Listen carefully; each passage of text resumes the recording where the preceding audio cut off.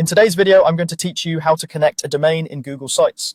By the end, you'll know exactly how to point a custom web address to your site so visitors can use a clean, memorable URL. Start by opening your Google site. Once you're in the editor, look toward the top for the gear icon to open settings. In the menu, choose Custom Domains, then click Start Setup. This is where you tell Google Sites which domain you want to use and how you'll connect it. Next, you'll be asked to choose where your domain is registered. If it's with Google Domains, the process is usually straightforward because Google can detect and confirm a lot of the details for you behind the scenes.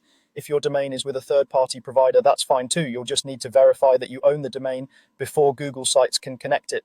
Verification is important because it prevents anyone else from pointing your domain to their site. If you're using a third-party registrar, Google Sites will provide a TXT record that you need to add to your domain's DNS settings.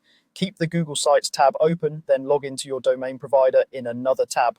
Find the DNS or DNS management section and add a new TXT record exactly as Google Sites shows it. Copy the host or name field precisely and paste the TXT value without extra spaces. If you see a field for TTL, the default is typically fine. Save the change at your registrar.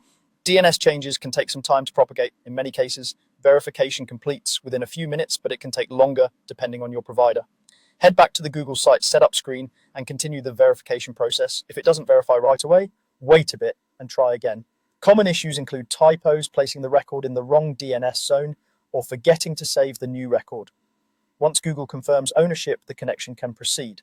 At this point, Google Sites recognizes that you control the domain and you're on the right track to having your custom address serve your site.